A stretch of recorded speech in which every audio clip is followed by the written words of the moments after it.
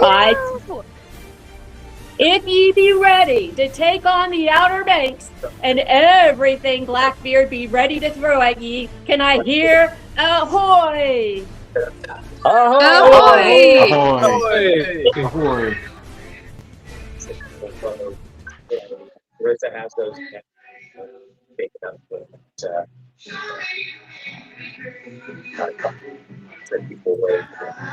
on Pirate Talk. If you can hear us, please mute yourself.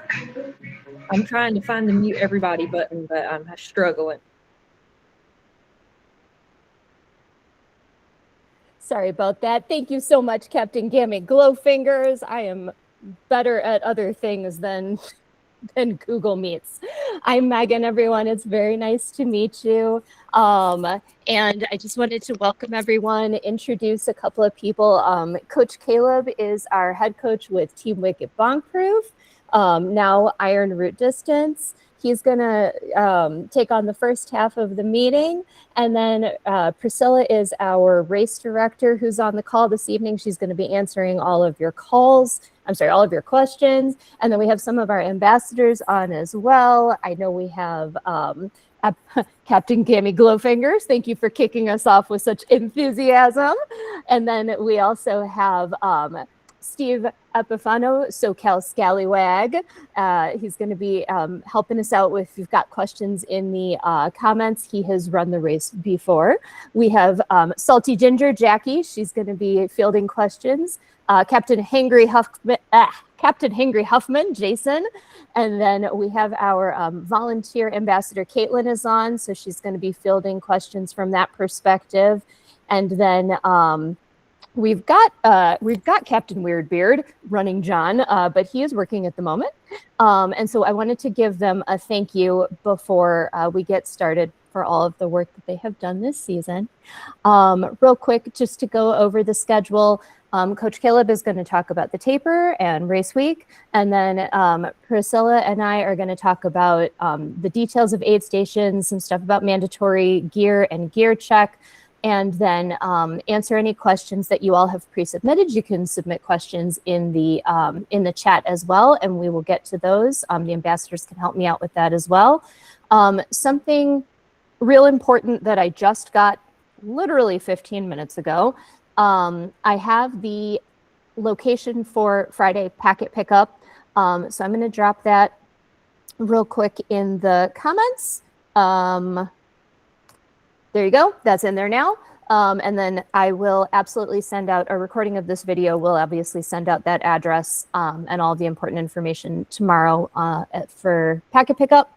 So at this point, if everyone could mute themselves, that would be really helpful for when Coach Caleb is doing his part of the presentation. And then let's see, I think that's pretty much it. As we go through, if he references anything race specific, athlete guide, aid station chart, stuff like that, I will put the links to that in the chat. But otherwise, Caleb, I'm going to hand it over to you. Thanks. Let me share my slides here. So one thing you guys are going to immediately notice, TWB Running, or Team Wicked Bonkproof, changed names in the middle of January. So we're now Ironroot Distance. So going forward, that's the name that you can use for us. Same team. We added a couple new coaches and combined some things we were doing with some other folks to sort of launch this new thing. So, but I'm the same guy that wrote the training plans that you've been working through. If you were one of our training plan users, nothing has changed in terms of anything on that front, just a different name for my company now. I'm going to go through some stuff related to the taper for this call.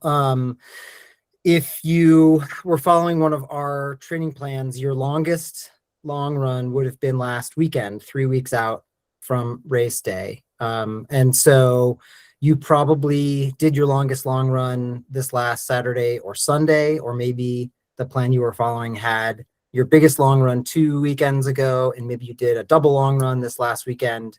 But at any rate, we've reached that traditional 3 weeks out point where you need to shift your focus from training to getting recovered for race day. So keep in mind, if you're worried about adding in any additional long runs, if you do, you're not going to be recovered and adapted from those stimuli before race day from this point forward. So there's really no purpose in doing that. So however many long runs you've gotten done to this point, that's enough. And right now you want to shift your focus fully toward full recovery and complete adaptation for everything you've done to this point. So what I'm going to go through is basically like a chronological from today until race day. If you have any questions, feel free to pop those in the in-call messages. I also worked in all of the questions that were sent in ahead of time somewhere in this presentation. Some of them are just part of what I'm going to talk about. And then there's a few that were sort of left over that I put at the end. So we'll talk about those on the last page. So some basics on tapering. Like I said, you're shifting your focus from fitness building to freshness building. So you cannot get any fitter than you are today, but you can be more recovered and you can adapt to all the training you've done to this point. So that should be your mindset shift at this point. Whether or not you had a perfect training cycle or you hit all of your long runs or all of your workouts or all of your mileage, at this point, you really want to focus on getting as recovered as you can for your race. In terms of how that's going to look on your training plan, again, if you're following one of ours, this is laid out for you. But if you have never tapered for a big race before and you're kind of wondering what to do from now until race day, you want to reduce your long run volume each week by about a third. So if you did your biggest long run last weekend, let's say you're doing the 100K, and so you ran maybe 30 miles or a 50K. This weekend, you should probably reduce to about 18 to 20 miles. And then the following weekend, you'll probably just run 12 or 13, 1 week out from race day. So reducing by about 33% per week on your long runs. Your total training volume, you want to be cutting back about a quarter every week. So if your biggest week was, I'm going to pick a nice round number, 100 miles, then do 75 the next week. And then the last week before race week, you want to do something like 55 to 60. Other than that, you want to maintain your normal weekly cadence. So if you always do a faster workout on a Tuesday throughout your training cycle, you've done that, keep doing that. Just make sure everything is toned down a little bit so that you're still sticking to the taper things I've already talked about. If you always do something longer on Saturday, go ahead and keep doing that. If you take normal cross training or rest days, stick to that schedule. Our bodies really, really like a repeatable, predictable weekly schedule. And so you want to stick to that as much as you can throughout your taper. So everything except for the volume decrease is business as usual for your week. Once you get to race week, so over the next couple of weeks, you're going to, like I said, be cutting back on your long run. You're going to be cutting back on your total volume. Once you get into race week, you're going to have a little bit of extra time on your hands. You're going to start really thinking about how you want to execute your race. And if you're like me, all of that sort of pre-race jitters and anxiety and what ifs start to pop up. So here's what is a really good thing, or some really important things to think about during race week. One, that's not the time to try any new things. So if you want a fresh-ish pair of shoes for the race, I would recommend getting those in your hands as soon as possible and having a few runs in them before race week so that you know that they're not going to irritate your feet or whatever. And then anything else that, you know, is out of the ordinary, race week is not the time to try that. So that refers to like your diet and, you know, everything else that's going on. Try to have that week be as normal and basic and boring as possible, aside from the fact that you're preparing to race. Most of your training runs are probably going to be about half of what you did during a typical week in your buildup. So, you know, if a normal run for you is 6 miles, you're probably going to do a bunch of 3 and 4 milers that week, so that your legs are super fresh and ready to go. You're going to have some extra time on your hands because you're going to be training less. So that's a really good time at the beginning of race week to start planning all those last minute details that you now have all the information in hand to plan out. So your final gear checks, what are you going to bring? What are you going to pack? What's going to be in drop bags? What's going to be on your body at the start? Make sure you have all that. I like to list it all out in checklists so I know exactly what I'm going to need and when, and then I don't forget anything. Think through that a couple of times, and that way you won't, get to mile 50 and be looking for something that's just not in your drop bag because you didn't think to bring it. Look at the course and plan out sort of what your general approach is going to be. I would recommend writing out a general race plan and going through that a couple of times, just like your gear list. You're going to have a good final weather forecast, so you're going to know if it's going to be a windy day, a warm day, a rainy day, whatever. And so you can finalize any things that relate to how you're going to handle the conditions on the day. And then the last thing you might want to do, maybe 2 days before, maybe 1 day before, is actually write down a schedule for the day so that you know when you need to get up, what you want to eat and when you need to be at the race start, all sorts of different things, so that once you get up on race morning, and I'll talk a little bit about this in a couple of slides, you can just sort of go through that list and not have to really worry about anything, being amiss right before the race. And then the last thing during race week, if you're running longer than 75 minutes, which I assume everybody's going to be doing for 100K or 100 miles, you are going to benefit greatly from a full carb load. And I'll talk about how to do that on the next page.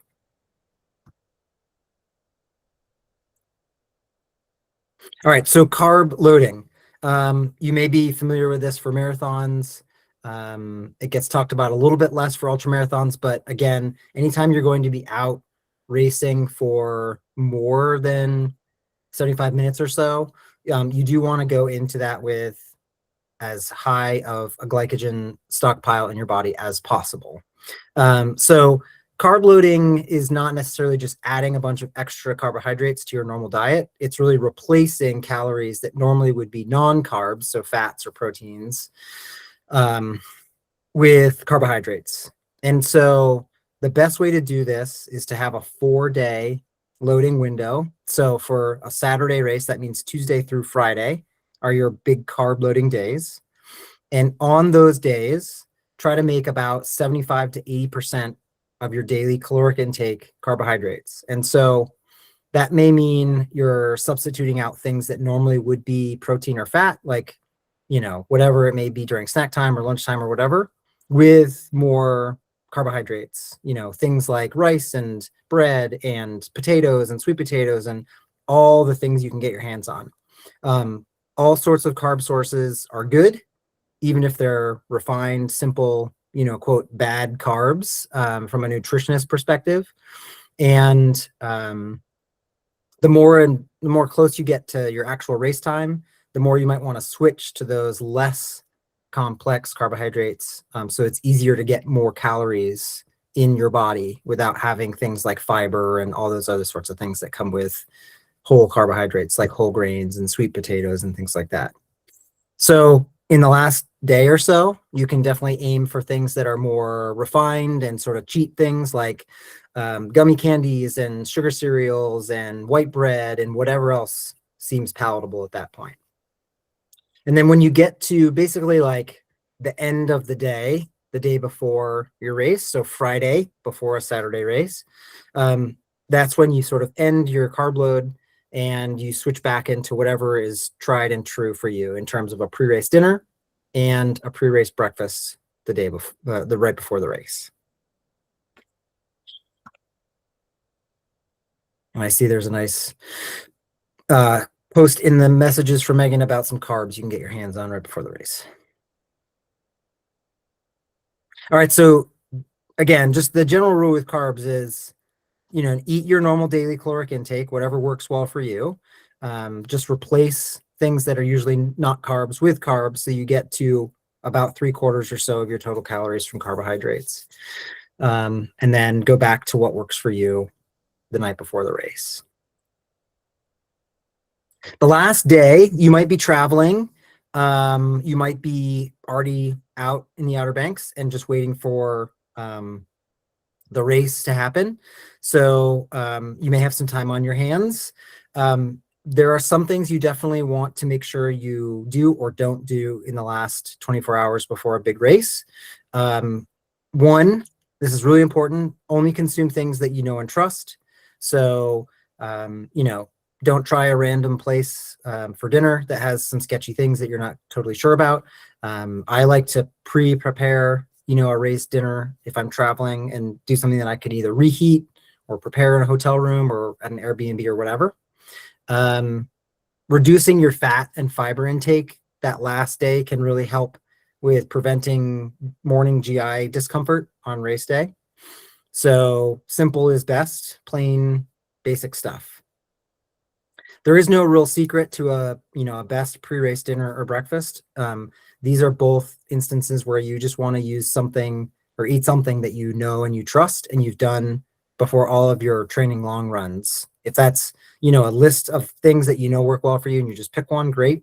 If you always have the exact same thing before your long runs and that sits well, then that's what you want to have for breakfast on race day. So, if you make, like me, you like to make, say, homemade pancakes or waffles or something like that before a long run, then maybe you want to make some ahead during race week and pack them and then just, pop them in a toaster oven before the race. But whatever it is, it doesn't have to be all carbs. It doesn't have to be super healthy. It can be whatever works well for you.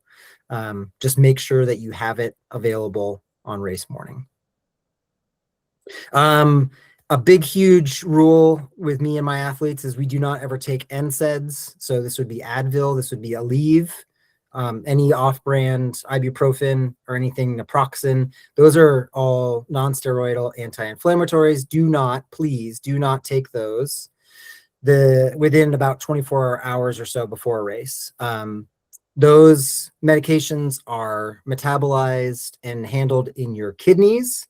They have a increased risk of dehydration, increased risk of rhabdo. If you've ever seen that, it's really, really not a good scene and can be very dangerous in the context of an ultramarathon. And those also reduce your body's oxygen carrying capacity. So you're actually just making yourself susceptible to a whole bunch of problems if you take Advil, Aleve, or anything generic versions of those within 24 hours of a race. If you're dealing with a little bit of a sore spot, probably it's okay to take some Tylenol. But again, be careful. You want to go into a race with as little external junk in your body as possible. So I do recommend taking a little bit of Tylenol right before a race because there's some good research supporting that it helps with your perception of effort, but if you can, steer clear of that stuff the day before, and particularly things like Advil. Okay, last 24 hours, you're also probably going to be preloading some fluids. Make sure you're including some electrolytes. That is going to help you with some extra fluid retention, and you'll just go into the race with a little bit more fluid in your body than you otherwise would.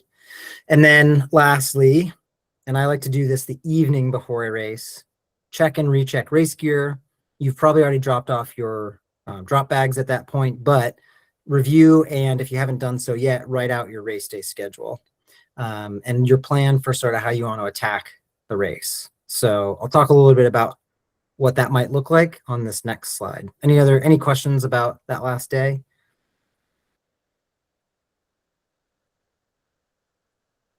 I'm seeing, do you typically carry / pack Tylenol for in a race? If I was running anything under a few hours, I would take some beforehand, again, for the benefits of lower perception of effort, but not bring any with me. If I was running an ultra marathon, 50K and up, yes, that would be in my race bag, just in case.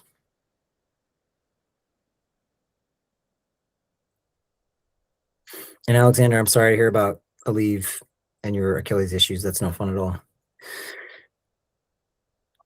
Okay, so race morning. This is where all of these things are basically like minus the X amount of time from race start, right? So if you are, depending on, exactly what time you need to be at the race start, you might approach this a little bit differently. This is something that works well for me and something I tend to recommend to my athletes in terms of a general approach for the morning. But you can adjust this up or down based on, what works well for you. So by about 2 hours before race time, you definitely want to be up and starting to consume calories and fluids. If you're a normal caffeine, coffee intake person or tea or whatever, before you do long runs, definitely go ahead and stick with that. But make sure that you're getting your breakfast and the bulk of your fluids in your body between that 2 hours and 90-minute window before you start the race. And that's just so that things have a chance to work their way through your system and you can empty your bladder fully before you start the race and hopefully have to stop one less time while you're racing. I mentioned this before, but there is an option to take about up to 1,000 milligrams of Tylenol about 30 minutes before doing something very hard. There are some really cool studies, if you want to look them up on the PubMed site, but Tylenol reduces people's perception of effort during endurance activities. And so this is something you can do to make yourself feel a little bit better for a while during your race. It doesn't last forever, but it does help with that perception of effort for a few hours or so. About 25 minutes, if you're going to do a little bit of a warm-up, this is when you'd want to start to do that. Do any final gear changes you might have. 15 minutes before starting the race. If you're going to be fueling, which you have to be in a race of this distance, it's a very good idea to load one serving of your carbohydrate of choice about 15 minutes out. And the reason for doing this is, one, just to top off your glycogen stores one last time, but more importantly, it's to ensure that your digestive system is online and active when you start the race. You'll notice on race days, right before a race, you might start to get a little bit colder. Your extremities start to feel a little bit less warm.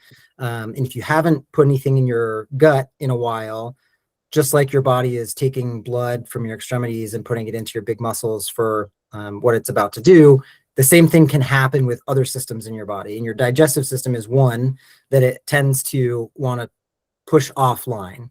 And so if you take in some calories just before the race, that system will be online and it'll be more receptive to your calories throughout the race. So it's just a way to sort of prime the pump on that, so to speak. And then about 10 minutes out, definitely recommend always having a final bathroom stop and then heading to the starting line. And then you're off and running. But again, whatever works for you that you've sort of like worked out as a process from previous races, stick to that. You don't have to stick to this schedule, but if you know what works well for you, do that. But I would, like I said, I would recommend writing all this out, and then you just have sort of a checklist you can follow on race morning. Because when you're getting ready to run 100K or 100 miles, or if you're on a relay team, there's going to be a lot going on and it's easy to forget stuff. So if the more you can just sort of write down and then execute like a bot, the better you can do. Okay, so race execution. There's a lot on this page. I'll just sort of hit some of the things at a high level, and then you can read through the full bullets here. Really, really important for any race is to have a plan going in and then to stick to your plan as much as possible. If you've tapered well, you're going to feel good, especially early in this race where you're going to be starting at a very easy effort, most likely. So don't go out there and outrun your fitness because you've tapered really well and you feel good on race morning. So write down a plan and then try to stick to it. Chunk the race up into phases. I would recommend looking at the athlete guide and seeing where the aid stations are. And then you have really easy checkpoints for when you want to, for how you want to sort of phase out your race. And so you can either just think like, okay, I'm going to, think of this as I'm running the 100 miler, 5 20 milers, or I'm going to do aid stations, A, B, C, D, whatever. But I would recommend thinking much more in chunks rather than about just going out and executing a whole race all in one big piece. It's much easier to tackle mentally if you've sort of phased it out that way. During the race, think about your fueling in terms of time rather than in terms of distance, because you're going to be fluctuating throughout the race, particularly later on, in terms of your pace, and our bodies process calories much more on a time and effort scale rather than a distance scale. So one thing I would recommend is maybe setting a timer on your watch. So every 25 to 30 minutes, it's gonna give you an alert, and then you just know that it's time to take in, let's say, 100 calories or 120 calories or 150 calories, whatever it is that gets you to your ratio that works well for you on an hourly basis. Just have like a little timer, and that way you won't miss any, you won't get behind, and that sort of thing. Any fuel that you take in the last hour or so is probably not going to get into your bloodstream, but it does benefit you to have something sweet just in your mouth, and you get a little energy boost just from that. So if you're feeling it in that last hour, you know, take a swig of Gatorade or pop a gel or something like that. You probably won't have it out of your gut by the time you've crossed the finish line, but you might get a little mental boost from that. Remember that steady fueling intake is always easier for your system to manage than big, huge chunks of stuff every few hours. So the more you can break your fueling down into smaller intervals, like 15, 20, 30 minutes, the better it's going to be for your body to process those calories and actually get them into your bloodstream where they can be helpful. And, you know, if you were on the first virtual clinic, you'll remember that we sort of talked about going with multiple different calorie sources. That's definitely a good idea during a race, because you are going to get sick of whatever your, you know, calorie of choice is, probably, you know, a third or a halfway through the race. So you want to have a couple of different options. And again, review the athlete guide, look at the aid station chart, and see what things are available, and plan on using some of those things as alternative fueling sources in the second half of the race or so. And then also, do not forget that you cannot digest calories, even little gel packets, if you don't have fluids. So continue to drink to thirst. Don't force yourself to take in, you know, let's say 12, 14, 16, 20 ounces of fluids per hour. If you're thirsty, continue to take in, but, you know, just make sure that you are getting fluids, and do take some electrolytes as well. I would recommend, from a electrolytes perspective, probably over the course of a 24-hour period for a race of this magnitude, you're going to want to shoot for anywhere from like 700 to 1,000 milligrams of sodium in total that you're going to want to be taking in. So that would mean that every like hour or so of racing, you might want to take in 100 milligrams or so of salt. It's not a ton. You're going to probably end up a little bit lower on all of your electrolytes at the end of the race than when you started, but you do want to replenish a little bit of those so that you actually are retaining the fluids that you're taking in. And I agree, Priscilla. Yes, especially in the beginning, remember to eat. Once your gut shuts down, it's game over. So you got to keep it online as long as possible. Okay, any race execution questions?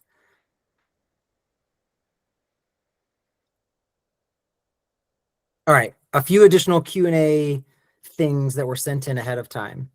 I mentioned sodium intake. I would recommend, if you're using any of the electrolyte products that go into your bottles or your bladder, to not worry as much about taking in electrolytes like salt tabs or anything like that. If you do not like to have anything other than just plain old water in your pack and your bottles, then you should probably take a salt tab or whatever electrolyte tab works well for you every, I'm going to say, 1 hour to 90 minutes. There is a relatively low risk if you take more electrolytes than you need. You might get some stomach GI discomfort if you take in too much sodium. It's like drinking seawater if you get too much salt in your system, but the risk of that is relatively low. So when in doubt, a little bit more electrolytes is the way to go. We did get asked about caffeine intake. If you're a regular caffeine user, like you normally have a cup or two of coffee in the morning, that's going to give you probably 200 to 400 milligrams before you start. During a race, I wouldn't recommend intake of greater than 50 milligrams per hour.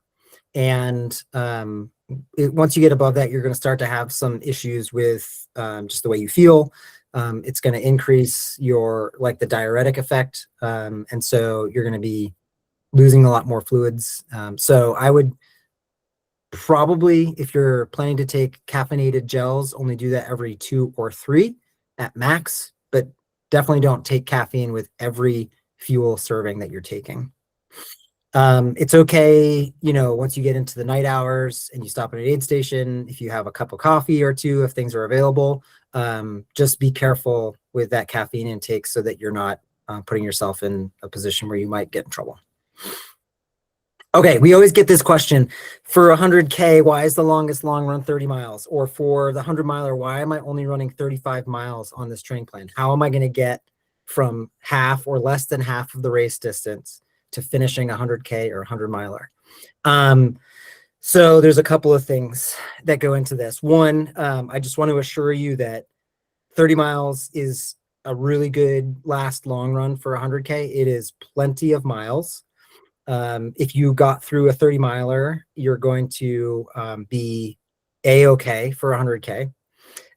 There are a couple reasons why we cap the long runs significantly lower for these race distances. One, once you get past that much running, you're really not getting any additional benefit from an endurance perspective.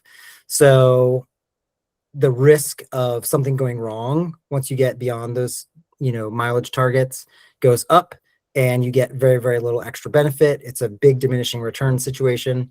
And so we cap it at a number that gives you a lot of mileage. So you're going to spend a number of hours on your feet, but not enough that you're risking really hurting yourself. So that's thing one.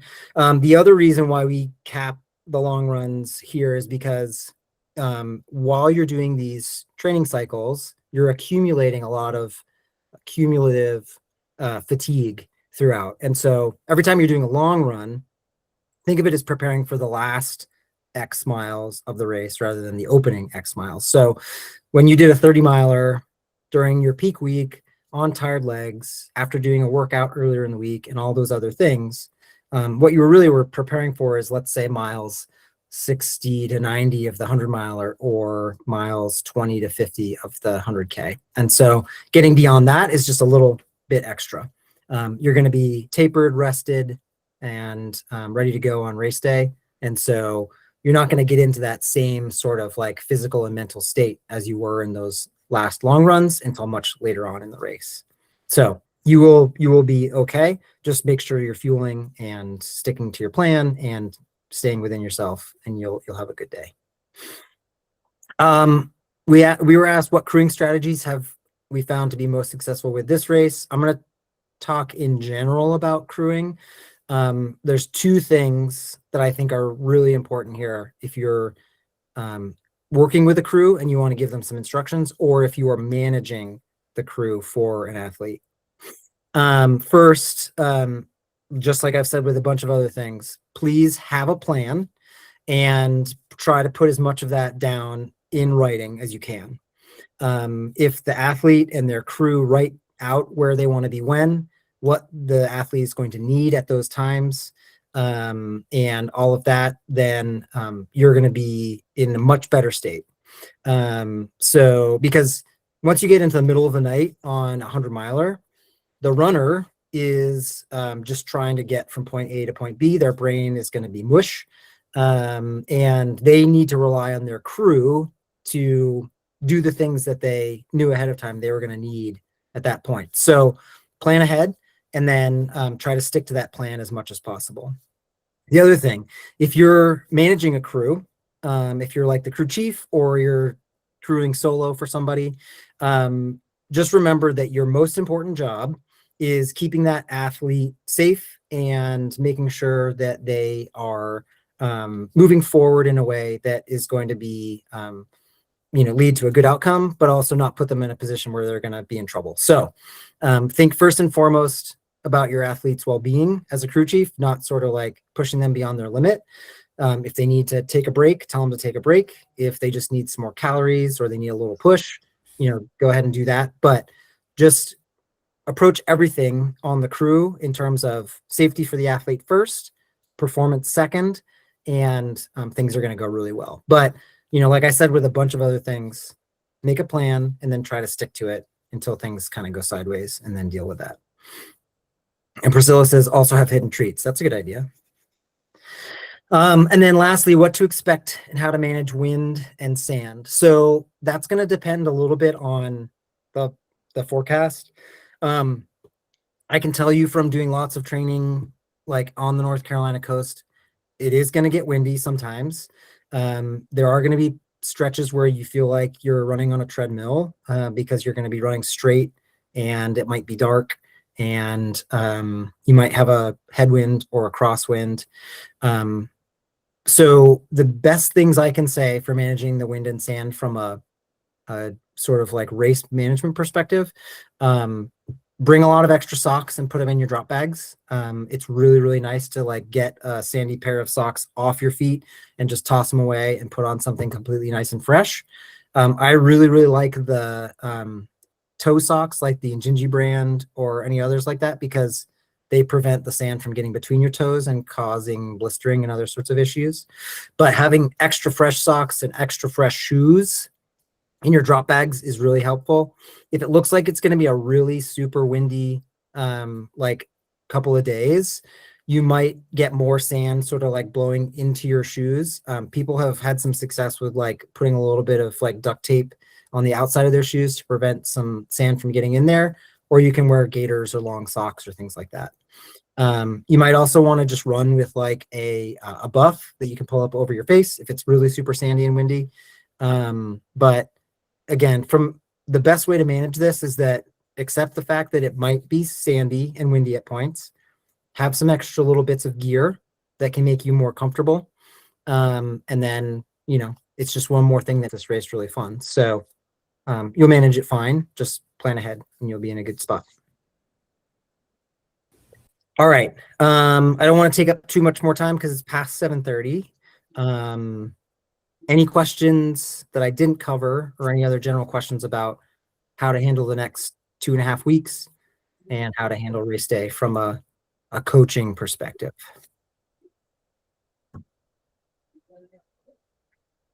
I haven't seen anything come across in the chat, but are you going to hang out for a little bit, Coach Yep. Caleb? Yeah, I can stay until 8. Cool. All right. So if y'all have anything that comes up, put it in the chat and Coach Caleb will catch it while Priscilla and I are talking. Martina, what was your question? Yeah, quick question on kind of like running, walking strategy. I talked to someone who's done it before. He mentioned like after mile 25, depending how you feel, you may benefit from switching kind of from running and walking. Yep. Any tips, kind of what works best? Obviously everyone has a different running style. Sure. And it's just kind of a mindset, but yeah.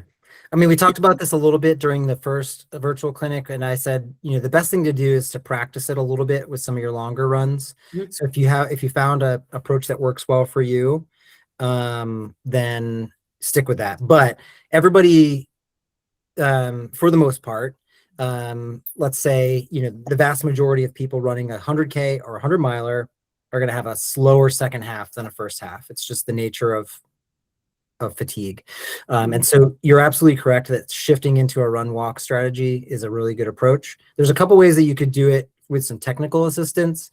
If you have a reliable heart rate monitor, so not necessarily one of the ones on your wrist, but if you have like a bicep strap or a chest strap that gives you reliable feedback, you could set yourself a heart rate like ceiling that you don't want to go over. And if you hit that, let's say your aerobic threshold is 160 beats a minute.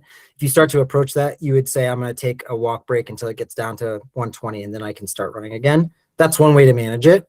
The other way, which is probably a little bit more intuitive and what I would generally recommend, is just keep keep an eye on your breathing. If you notice that your breathing starts to feel a little bit more labored, then, click your watch, a lap on your watch, and just give yourself 2 to 5 minutes of walking. And then when you get to the end of that, just go ahead and run again. But I think that everybody, for the most part, is going to have some stretches in the second half where they will shift into a run walk approach, and that's totally fine and can be much more efficient if you do it wisely than if you just try to power through and run and then end up, with your heart rate staying so high that you just run out of gas. So, does that make sense? Yes. Yeah, it's another good use for that like timer on your watch too. You could set it to, most watches these days have just like a simple interval timer that you can set up really quickly at an aid station.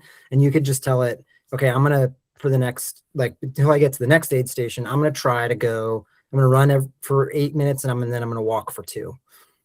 That might work well for you. And so set that and then just try to stick to that. If you feel like you're still doing well, or you feel like you could do more, you could switch it to 10 minutes walking, 2 minutes, or 10 run, 2 walk, whatever. But the name of the game, once you get into the second half and really the last sort of quarter of a race, like 100K or 100 miler, is just like find ways to keep yourself moving forward as efficiently as possible. And so, chunking things up into run walk is a great way to do that. There's a question about, do I recommend tapering strength training? I recommend maintaining strength training up through and including race week. Usually the only strength session that I would drop would be the one that's about 48 to 72 hours out from a race. So if you're normally strength training a few days a week, what I would do is maintain that, but just reduce either your reps or your weight or both. And then the race week strength training should be a very light version of what you normally do. But just like with other things, like doing, your normal workout schedule and your normal other schedule during your taper, maintaining that is something that your body craves. And so you want to stick with it, just reduce the intensity and volume.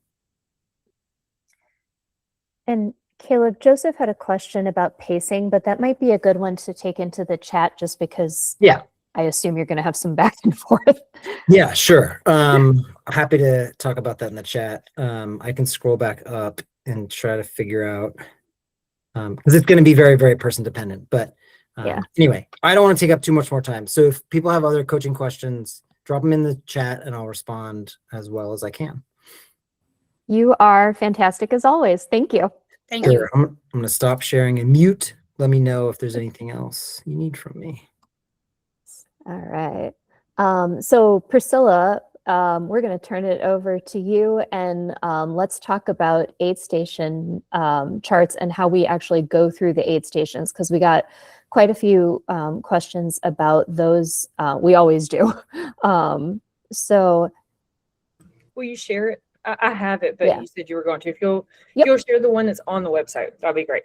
Yep. Give me all right, everybody. This is I'm actually won't be at the actual race this year for the first time in 4 years, I think. But I've been doing this for a little while. I think Megan and I treat this race as our baby, as well as one of our other ultras. So these aid stations, every year we keep thinking of ways to make them better for athletes. So there is a lot of food at each aid station. You may not see it on the table, because if we kept it on the table and it looked really presentable and awesome, it would be sandy and soggy and gross. So all of the food stays in a tub under the table so that it is safe for you to eat, not crunchy, and not blown all over the Outer Banks. So don't think there's no food there when you come up and the table is empty. You do have to use your words at our aid stations and tell us what you want. We will have pictures on the tables of everything that we have.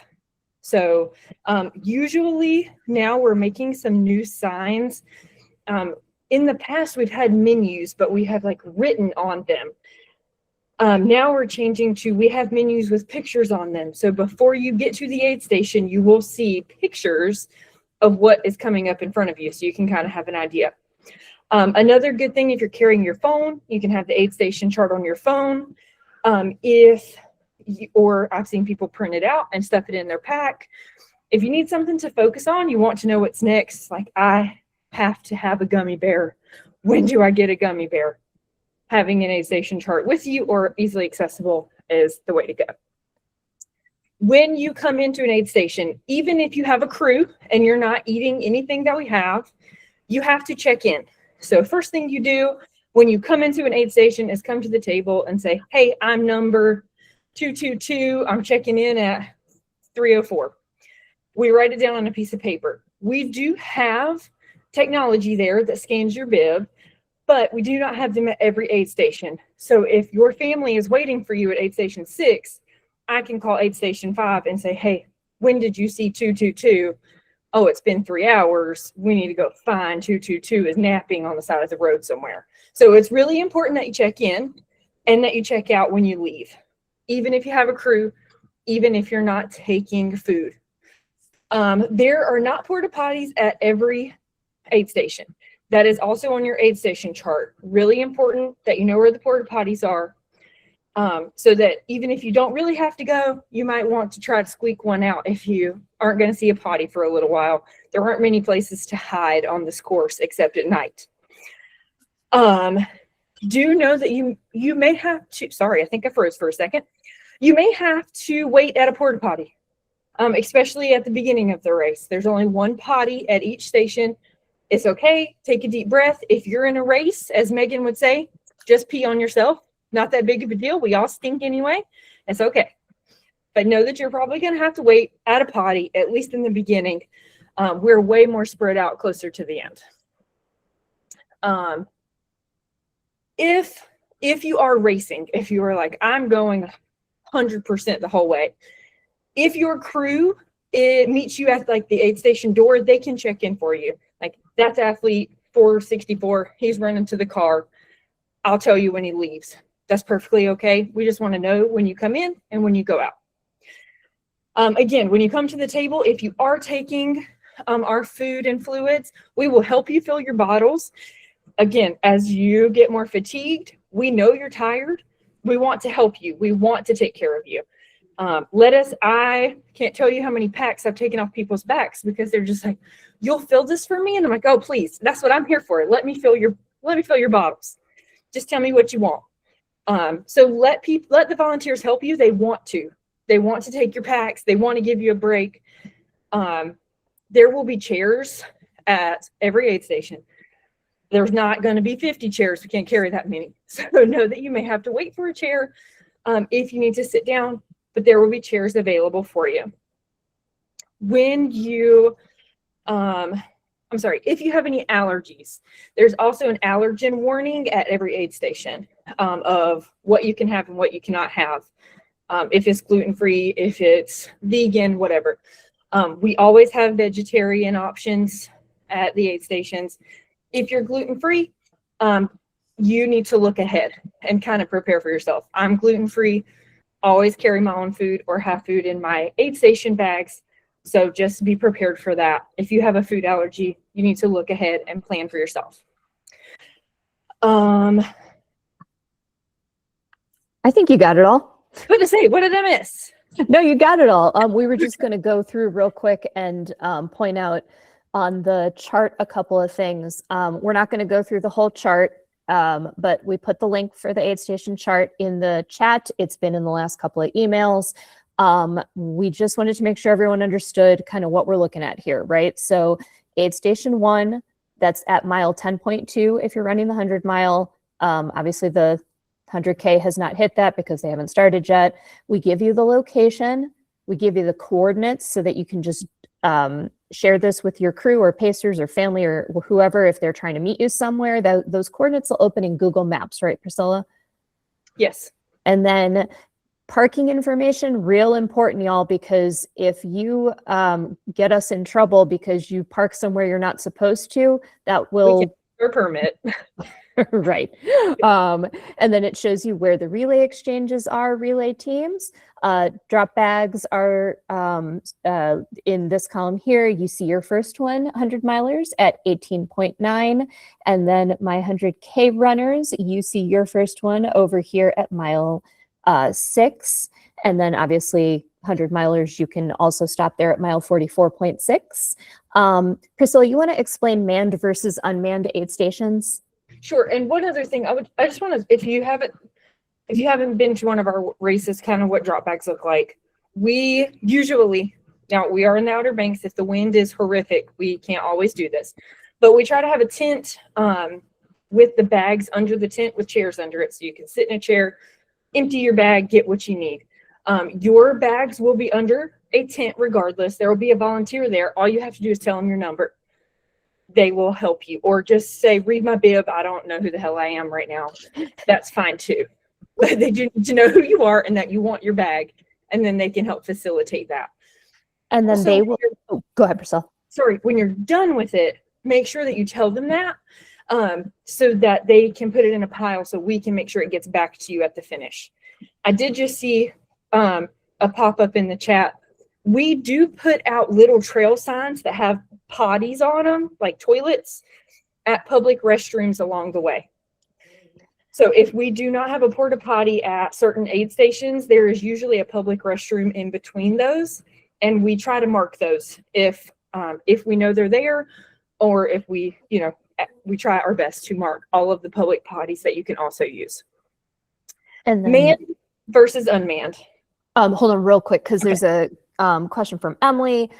Can crew members pick up drop bags during the race after you pass them? So basically, you're done with your bag.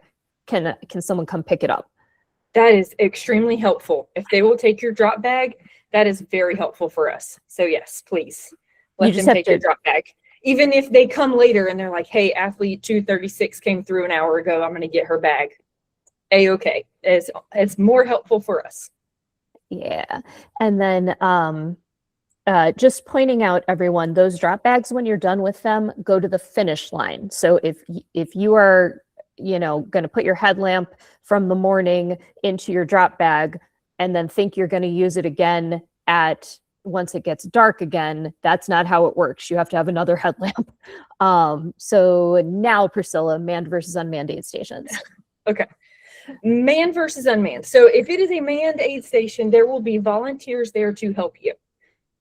If it is an unmanned aid station, it will be a table with water, tailwind, and Huma gels on it, and no one will be there to help you, and a trash bag. So you will have to self-serve. We will make sure that the water is kept up, and if you get there, God heaven forbid, and it is out of water, please tell somebody at the next aid station, like, I went to such and such and the water was low or something like that. Should not happen, but just in case. Scott, don't worry, we're about to go over headlight things. Just a second, headlamp things. But those unmanned aid stations are kept up just like our other aid stations. There's just nobody there to help you. And you do not check in or out you don't have to write your number down or anything. You just cruise on through. Yeah, and then the aid available, y'all can look and see what is available. Just so everyone understands, the people who, Priscilla and I, and the people who have worked on this aid station chart, we have run ultras and other stuff like this. This chart was done with a lot of intention. The aid stations at the beginning are lighter on real food that is higher in fat and fiber and is heavier, because earlier in the race, that is not when most people want those kind of things. They want quicker sugars because those are the things that are digested and hit your bloodstream faster. And then the heavier things later when you're actually starting to get hungry. And, some people have commented in the past that they wanted bacon at the first aid station. Yeah. Find your own bacon. Yeah, I mean, but BYOB. Right, BYOB. The aid station chart it's here. It's not changing. Study it. If you want donuts from Duck Donuts at mile 20, send your crew out for them. So yeah, I think we can we move on from aid station chart? Do we have any questions with? Yes, I'm gonna answer 2 questions that we have right now before we Go for move it. to the next part. Martina, I hope that's how you say your name. There is not a medic person at each station. There are a lot of nurses that volunteer. There are, you have one aid station further down the line that is a whole fire station. Literally a fire station is sponsoring that aid station. So for blisters, we have blister kits like in every aid station tub where we have Vaseline, popsicle sticks, all the things. I'll tell you what I've seen before. Actually, Blackbeard is where I learned how to take care of blisters. People keep safety pins in their bags, and they pop their blisters, and they sit down and they take care of them, and we move on. So if you're in a situation, there is an emergency contact like on our sheet, and we can help you answer questions, kind of triage you. Yeah. But if it's an emergency, we're calling 911 regardless. Sure. If we say like, you're not okay, we're getting you taken care of. Yep. I will say there are more first responders volunteering than you would expect on the course, but nobody particular at each one. But just so everyone knows, every aid station has feminine products and every aid station has these basic first aid kits. But again, they're not going to be just sitting out. You have to ask for them. I'm guessing. Oh, God.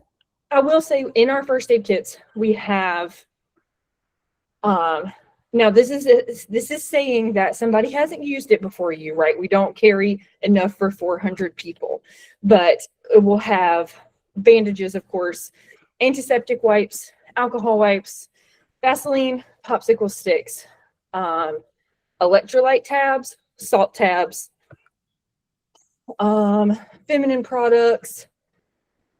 Most of them have Tums. Again, we don't post that, but a lot of them have Tums in them.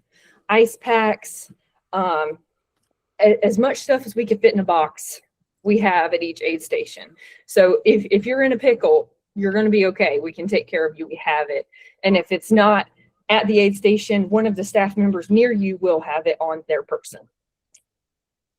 Did you want to get Joseph's question about are pacers allowed to ride bikes? No bikes. This course can be sketchy just for a runner. I definitely wouldn't do a pacer going the wrong way and too tight to keep all my other athletes safe. So no bikes. All right. I'm not seeing any more questions yet about aid station chart, but if y'all have them, hey, can I jump in? Yeah, go for it, Alex.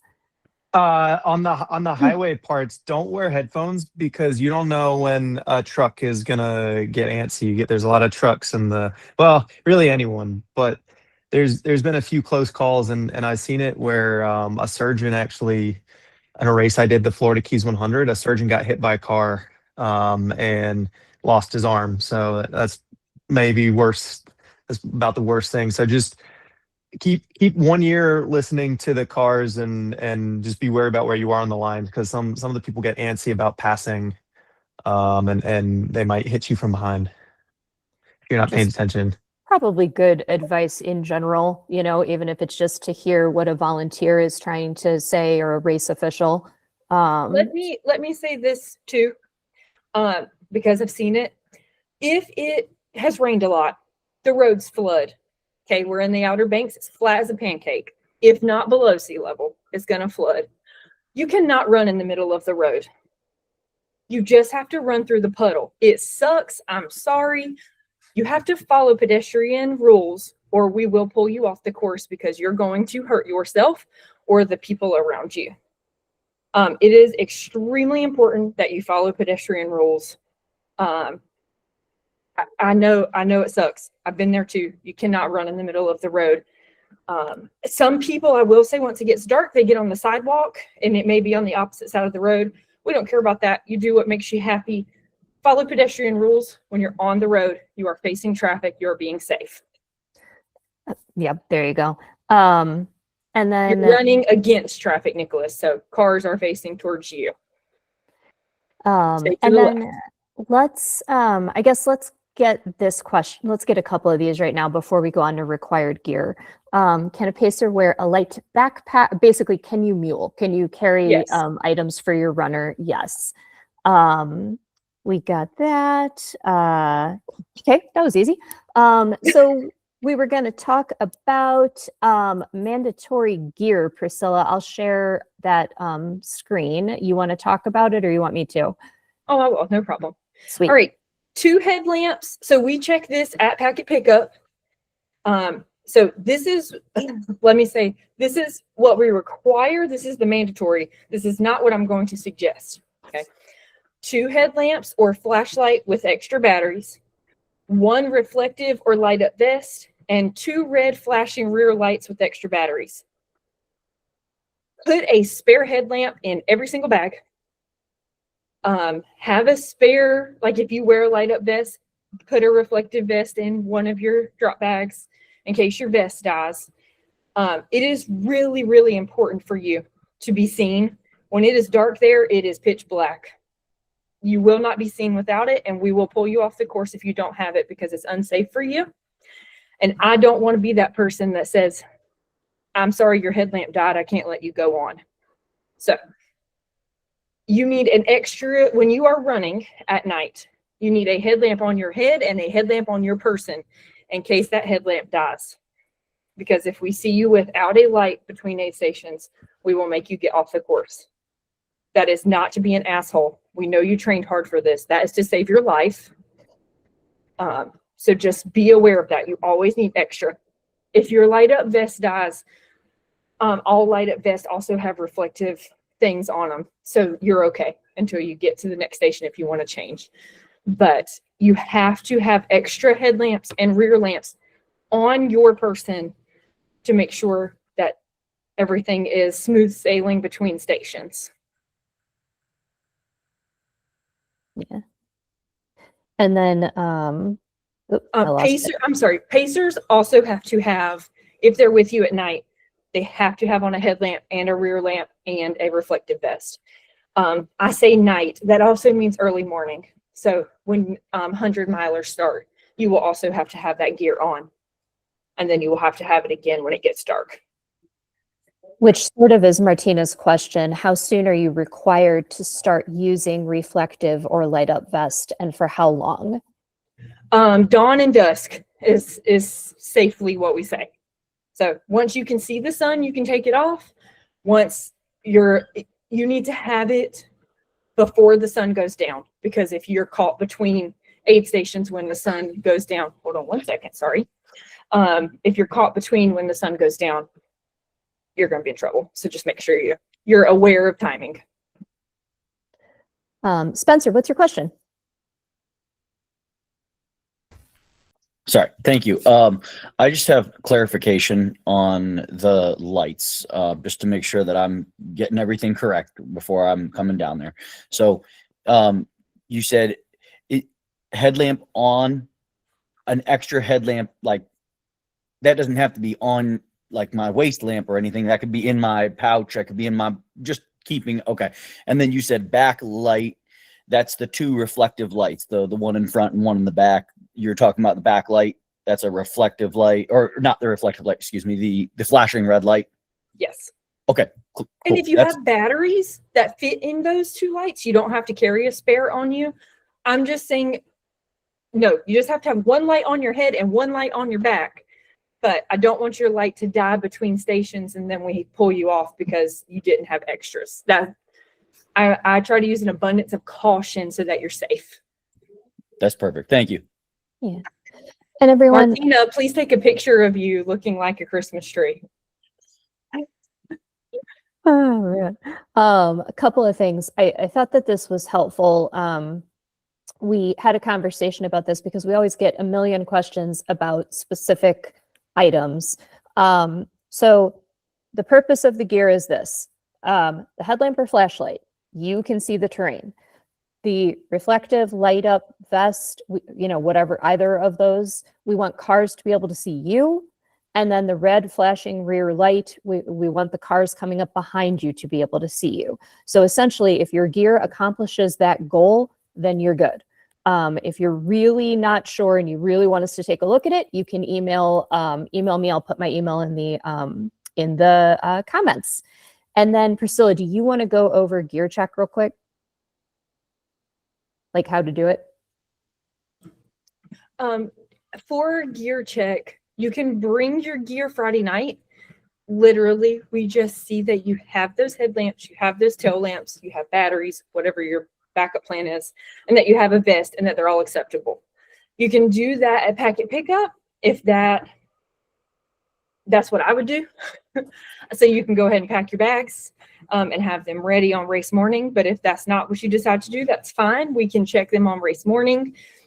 You'll just do that at packet pickup at either place. So at the start line on race morning, or you'll just bring it to packet pickup on Friday night. And then pacers, you have to make sure your pacers know they have to have the same required gear as runners. Pacers can check their gear at the same times that same locations that Priscilla just explained.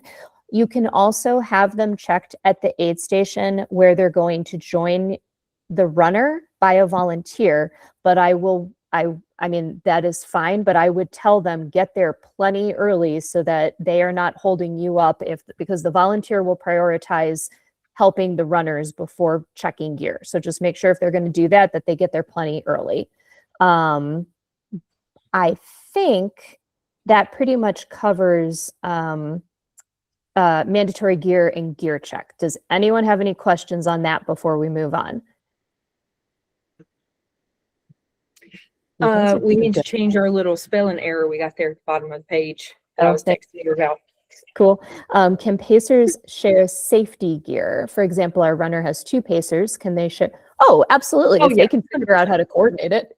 Yeah, and then that's another, another thing that I forgot to mention. If you are running on a relay team, everyone does not have to have all of the gear. It's just that you have to think of it as you have to have one set of all the required gear so that whoever is running has the required gear, and then you have to figure out how to get it to them. Now, of course, logistically, that sounds like a nightmare. So you're probably going to want a couple, whoever's running at night to have the gear. But hypothetically, as long as your relay team shows up and shows us what's required, you're good to go.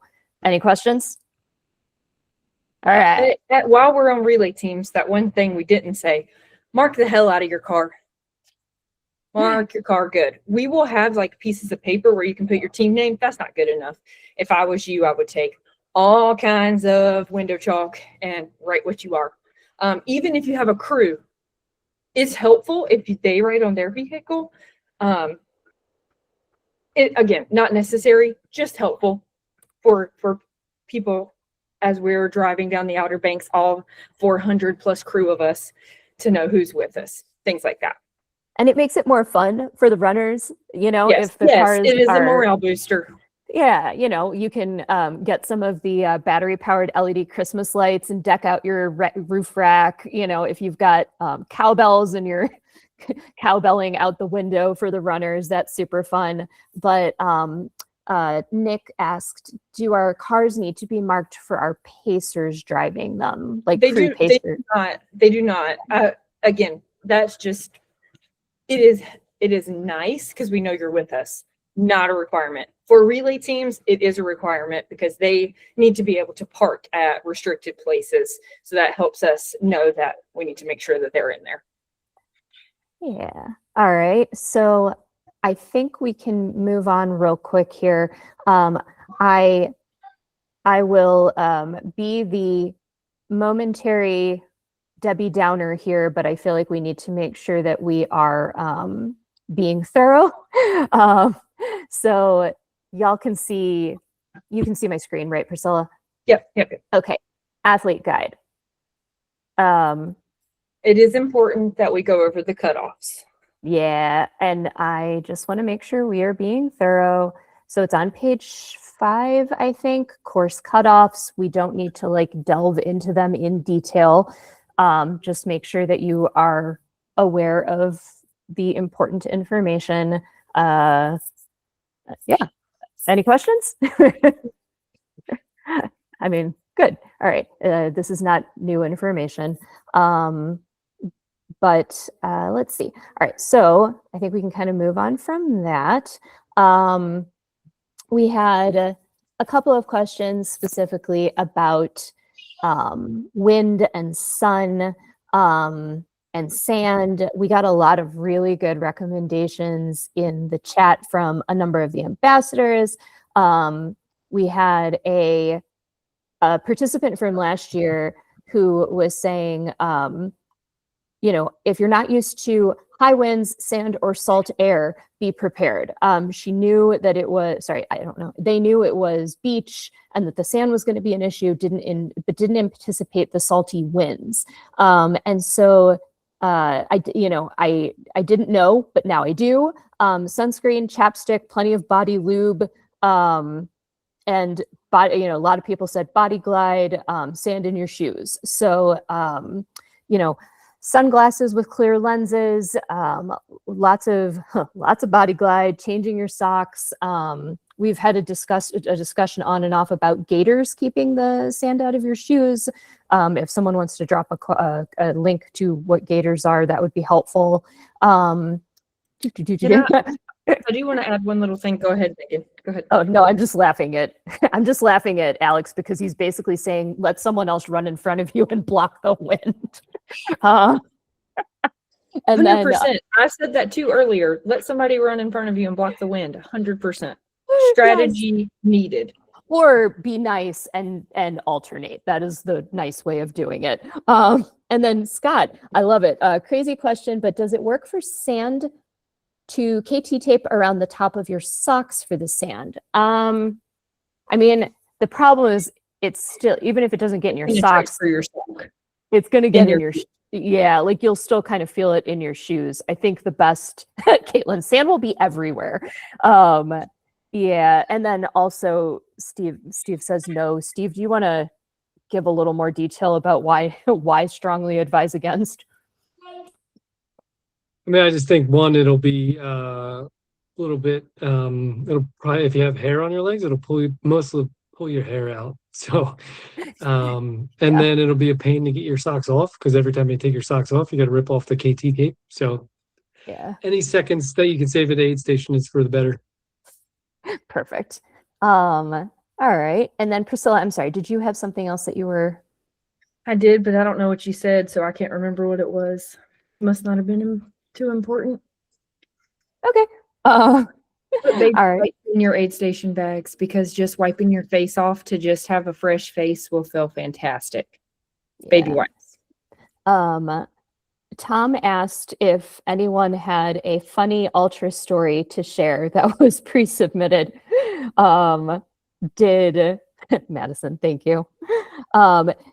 Jackie or Steve, did you want to share a funny ultra story, or do you want to share Julie's story? I mean, I'll go, and then Jackie, you can go if you want.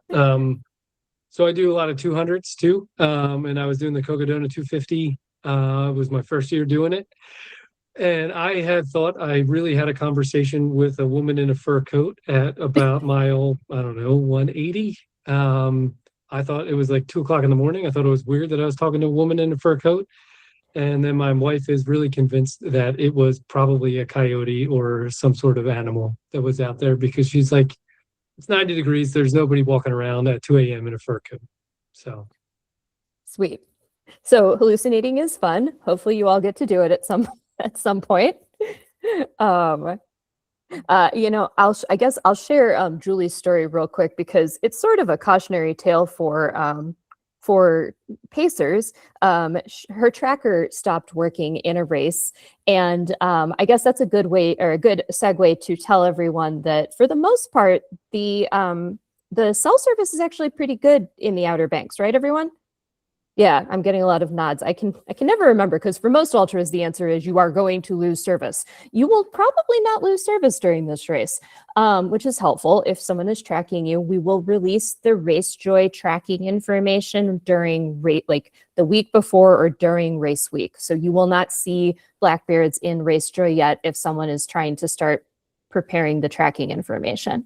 Yeah, and Caitlin lives around there. She said there's parts where it's not perfect because some of the towers have been going down occasionally lately, but definitely better than when you're in the middle of the woods. So Julie's tracker stopped working, and so her pacers thought that she had dropped, and the guy who was supposed to pick her up at the next aid station started drinking. And basically, when she rolled into the aid station, he was no longer physically capable of running with her, and she lost her pacer. So pacers, just because you don't see that they're coming in, doesn't mean that they're not just behind schedule. Hold off on the beer until you know your duties are over. Jackie, did you want to share a story? I just tend to hallucinate, and depending on where I am, depends on what I hallucinate. So I've done 24-hour races doing a loop around a wooded lake, and Bigfoot makes his presence. Sometimes it was Peter Rabbit. He was kind of interesting. And along the trails as well, they would use like those little glow light up sticks every like maybe 5 feet. And for every 5 feet, it was, oh, somebody dropped their cell phone. And then I would go to the next one. Oh, somebody dropped their cell phone. That's how you know you're tired. That's how you know that you're having the experience that you signed up for. Oh, man. So thanks for that question, Tom, if you are still on the call. Everyone, this may happen to you at some point. Martina wanted to know, she was kind of looking for numbers.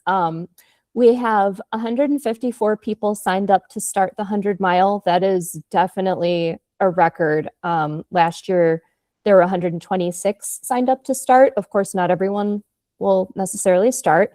As of now, there are 62 signed up for the 100K. That's one where we see some more people joining in the next couple of weeks. That's pretty much the same. And then the relay is at 180. Yeah, so anyway, there you go. Just want to make sure I'm not missing questions. So Nick asked, pacers need to sign up. Thank you for reminding everyone of that. Priscilla, when is the latest pacers can sign up?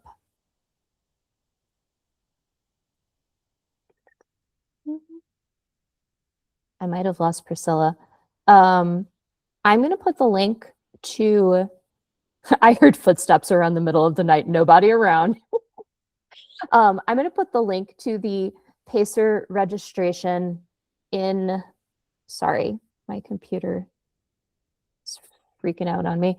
I'm going to put the link to the pacer registration in the in-call chat.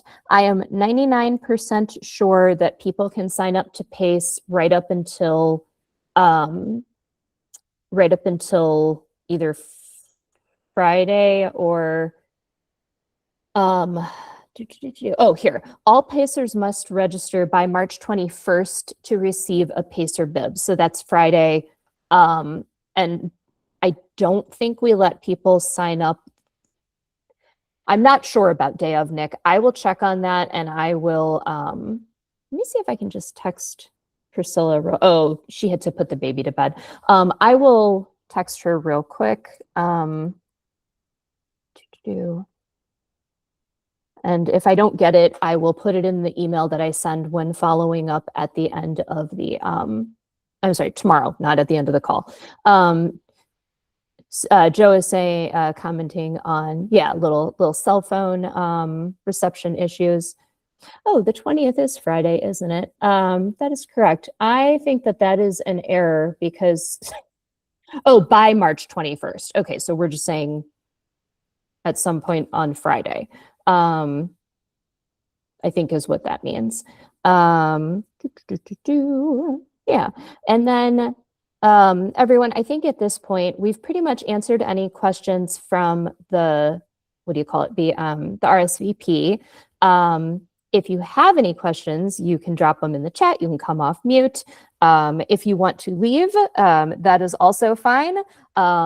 I had a question on last year's post-race survey where I asked if the runners who completed the race had any suggestions for any future ultra pirates. And so I thought that that might be kind of an interesting thing to share. There were some that were a little, that were kind of helpful. A couple of people pointed out that the race is not flat. It is, except for until you hit the bridges, right?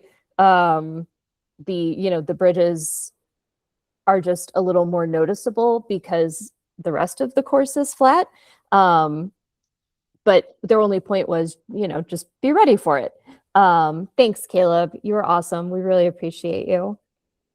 So, and those people were simply saying, just remember that that is coming. There was someone who wanted to point out to relay teams, just consider the personalities because you will be in a confined space for a long time. So they were saying, maybe just consider those before you give them a spot on your team. At this point, obviously, you have your teams for the most part in place. But if you know that you have someone who is crabby when they get tired or when things don't go the way that you planned for them to, maybe just have a conversation with everyone ahead of time about, little heart to heart about how we're going to handle things, trying to stay positive or at least being respectful. And then, we have someone who pointed out dress appropriately. I think that that's a great, it's a great reminder to check the weather report, which I know you're all going to do. That sounds obvious, but don't just look at start times, look at the overnight times, because a lot of the feedback from last year was that people got cold overnight because I think they didn't consider the overnight temperatures, but also the fact that you were going to have, you're on a barrier island, so you've got wind, right? So, look at your overnight temps, look at your daytime temps, look at your cloud cover, your wind, look at all of those things. I tend to use weather.gov just because it breaks out all the different categories, but really, whatever. But just make sure that you're planning for those overnight temperatures to drop, compared to the day temperatures when the sun's not out. Barry, I have no idea because we don't know, who's bringing a crew and who isn't.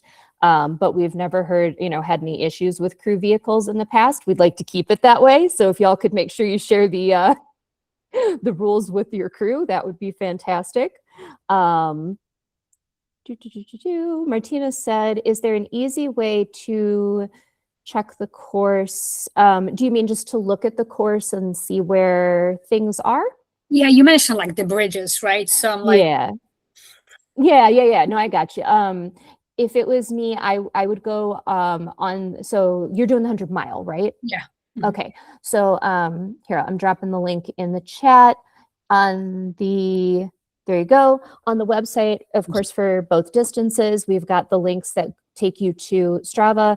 And if you look at those and you just start zooming in, you'll see where everything is. You might have to zoom in pretty closely, but you're going to have some extra time on your schedule in the next couple of weeks with all those or those fewer miles that you're doing. Yeah. And then Kathleen, 180 participants, not teams. Oh my gosh, that would be wild. So participants in the relay. Let's see. But I think for the most part, that was kind of it on the suggestions, other than I love this last one. It's effing hard. I DNF'd at 50 miles and it was hard. It fools you because you think, oh, it's all flat. Have fun. You're running 100 miles. It's not about time. Just finish the damn race. I'll be back again next year to get the belt buckle. And I loved that because my favorite part about our participants is that, I love seeing a high finish rate. It's awesome. But I also really love when we have people who, for some reason, fail. And there's a million reasons it can happen. But when everyone, when those people have a positive attitude and they're ready to learn from it and they're ready to go back and figure out what to improve and do even better the next time, that is so inspiring. So I thought that was really cool. But that being said, I think you guys are prepared. You know everything you need to know. Read your athlete guide, read your relay guide. Make sure you take a look at your aid station charts. If anyone has any questions, I'll hang out a little bit longer. But the next thing you guys have coming up are the mandatory, there's, 4 different options for pre-race mandatory meeting. You just have to attend one of them, but that's where we'll go into the nitty-gritty of the important stuff that is specific to race weekend, just as we get closer, just in case there's any little changes or anything like that. I'll put it's been in the emails, but I'll put the link to the schedule in the chat. But otherwise, everyone, I think we're good. I'll hang out a little longer, but you're welcome to drop off or turn your mics on and we can chat. Emily, you're so welcome. Thanks everyone for attending. But that's pretty much it. Enjoy your taper, everyone. Thanks, Megan. Thank you, guys. Yeah, it's great to have you. I'll explain one more thing you guys are so welcome. That's kind of fun. One of our ambassadors, we posted about this in the group, so you feel free to drop if you already know this. Jason Hengry Huffman, he was looking for a place to get good sourdough and stuff like that because he's from Texas. So he wanted to know where to come down to grab or where to get some like good local bread and stuff like that. So he's the one who found Red's Breads in, oh my gosh, I don't remember exactly where it is, Duck or something like that. And reached out, and she is going to be doing a discount for you guys.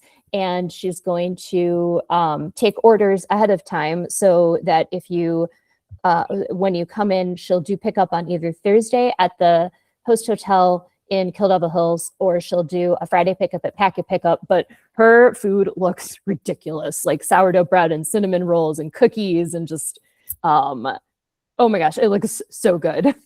So anyway, I just got all that information. I will send it out when I do this email tomorrow. I'll put it in the Facebook group. Yeah, Jason, thank you so much for finding her. She is a gem. She's such a sweetheart. So anyway, yes, I want her cinnamon rolls. Yeah, she was amazing just to chat with. So I'm looking forward to actually meeting her and eating all her bread. That doesn't sound weird at all. No, I realized as soon as I said it how weird that sounded. Great. Oh my gosh. Yeah, she's been so great. So anyway, but I think we're pretty much good. So I'm gonna go ahead and go feed the dog and get some dinner. It was really nice talking to everyone. Good luck. Stay safe through your taper. Don't do anything dumb. 2.5 weeks to go. I know. Spencer, go for it. I have 4 questions. All of them are very quick. So the just reflective vest, is it suitable to wear a belt, or does it need to be a vest? Like those reflective belts, I don't know if you've ever seen them. People used to wear them in PT in the military all the time. I don't know if that's something that like would fit for it, or if I need to get something that's a little bit more like going around the rest of my chest area. I haven't trained with it. I probably should have already. But No, I gotcha. Let me hold on. I have to. This is always where I start getting. I think I'm gonna. You know what? Let me check with Priscilla because I can check next week too. That if it's not like a quick yes or no, don't worry about it. I'll check back in next week or whenever I go to my pre-race meeting. I'm planning on just doing it next week. Okay.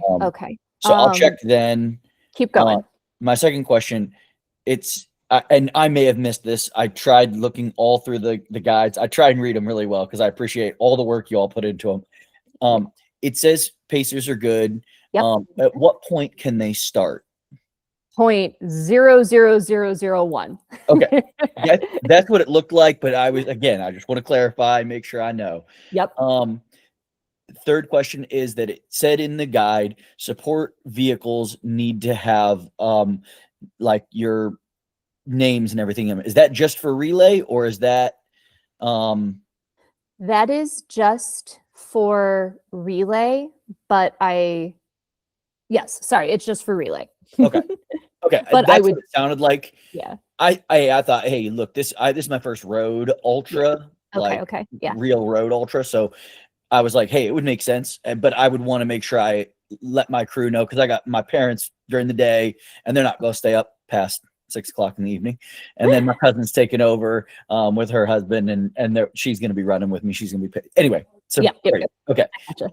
I just wanted to let them know ahead of time. And then the last question might sound crazy, but I've seen it actually more than you might think. Is and I don't drink at all, but I just want to know so that I can watch out for it. Is there going to be alcohol at any of the aid stations? Okay, so two things. First of all, I think I'm wrong. I think you do actually want your vehicle marked for crew.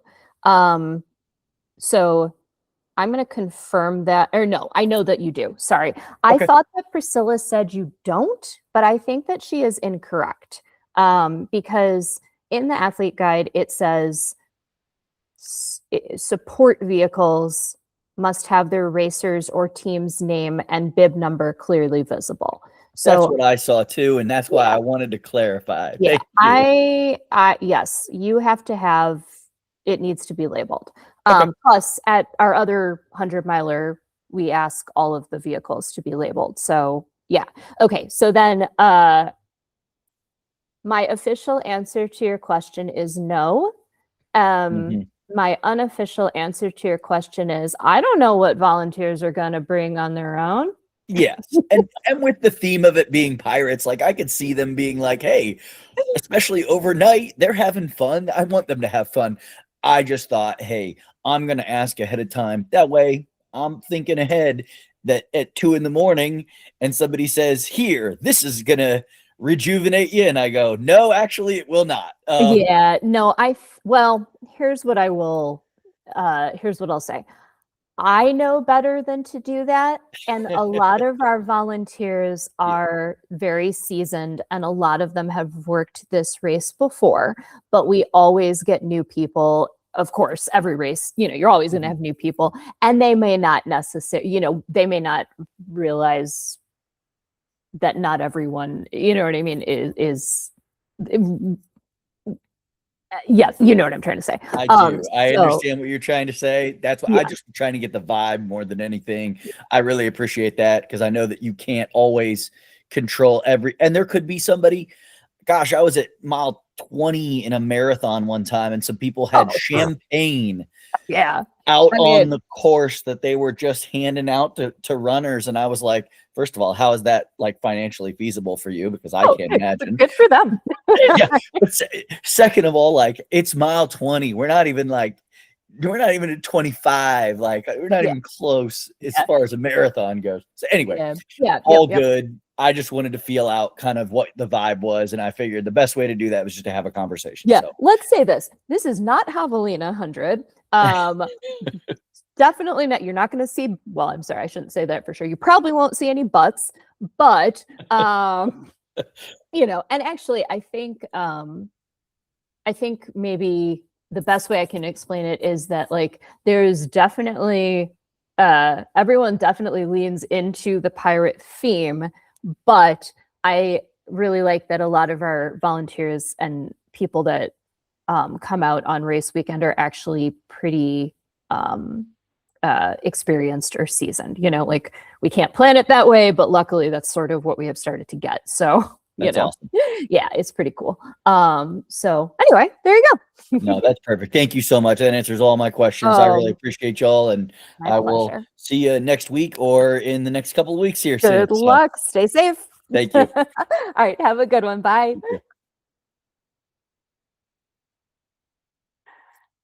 My pleasure. Bye, you guys. I'm going to head out.